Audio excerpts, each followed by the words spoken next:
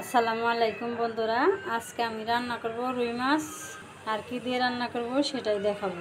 এইখানে কাঁচকলা আর আলু কেটে নিছি।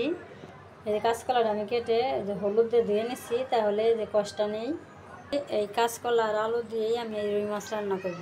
এখানে পেঁয়াজ কাঁচামরিচ কেটে নিছি, এইখানে আদা রসুন বাটা আর এখানে জিরে বাটা। মাছটা আমি এখন মশলা দিয়ে মাখিয়ে নিব। হলুদের গুঁড়ো দিয়ে দিলাম, মরিচের গুঁড়ো দিয়ে দিলাম, লবণ দিয়ে দিলাম। এখন আমি মাছটা ভালো করে মাখিয়ে নেব। এই যে বন্ধুরা, মাছটা আমি কড়া করে মশলা দিয়ে মাখিয়ে নিলাম। এই মাছের আমি শুধু পেটের অংশ আর পিঠের অংশ নিচ্ছি, আর লেজের অংশ মাথা রেখে দিছি। আমি চুলায় কড়াই বসিয়ে দিছি, এখন আমি তেল দিয়ে দিলাম। এখন আমি মাছ দিয়ে দেব। এখন আমি উল্টিয়ে দেব। এই মাছগুলো ভাজা হয়ে গেল, এখন আমি এটি নামিয়ে নেব। এখন আমি বাকি মাছগুলো দিয়ে দেব। আমার বাকি মাছগুলো ভাজা হয়ে গেল, আমি এগুলো নামিয়ে নেব।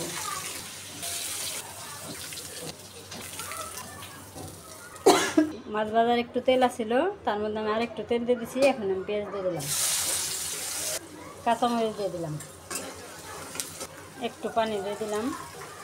এখানে আদা রসুন একসাথে বেটে নিয়েছি, দিয়ে দিলাম। এখানে জিরে বাটা দিয়ে দিলাম। এখন আমি একটু কষিয়ে নিব, আদা রসুনের কাঁচা গন্ধটা যেন না থাকে। এখন আমি বাকি মশলাগুলো দিয়ে দেবো, অনেক করে দিলাম। লবণ পরিমাণ মতো। এখন আমি মশলা সুন্দর করে কষিয়ে নেব। এই যে বন্ধুরা, মশলাটা আমি অনেক সুন্দর করে কষিয়ে নিলাম। এখন আমি আলুগুলো আগে দিয়ে দেব। আমি আলুটা কিছুক্ষণ কষিয়ে নেব। ওই যে আলুটা আমি কিছুক্ষণ কষিয়ে নিলাম। এখন আমি কাঁচকলা দিয়ে দেব। এখন আবার সব সবজি একসাথে কষিয়ে নেব। এই যে বন্ধুরা, আমি অনেক সুন্দর করে সবজিগুলো কষিয়ে নিলাম। এখন আমি পানি দিয়ে দেবো। আমার তরকারি বলক এসে গেছে, এখন আমি মাছগুলো দিয়ে দেব।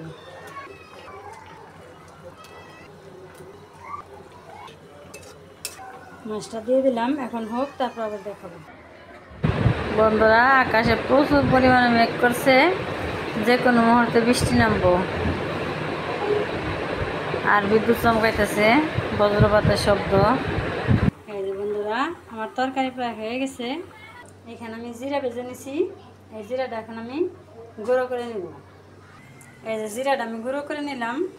আমার তরকারি হয়ে গেছে, এখন আমি জিরা গুঁড়োটা দিয়ে দেব।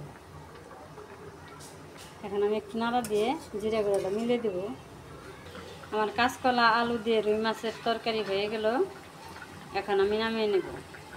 বন্ধুরা, আমার কাঁচকলা তরকারি আমি নামিয়ে নিলাম। কাঁচকলা আলু দিয়ে রুই মাছের তরকারি কেমন হলো অবশ্যই কমেন্ট করবে। আর সবার সুস্বাস্থ্য কামনা করছি। তাহলে আজকের ভিডিও এখানেই শেষ করলাম। সবাই ভালো থাকবে, সুস্থ থাকবে, সাবধানে থাকবে। আল্লাহ হাফেজ। আসসালামু আলাইকুম।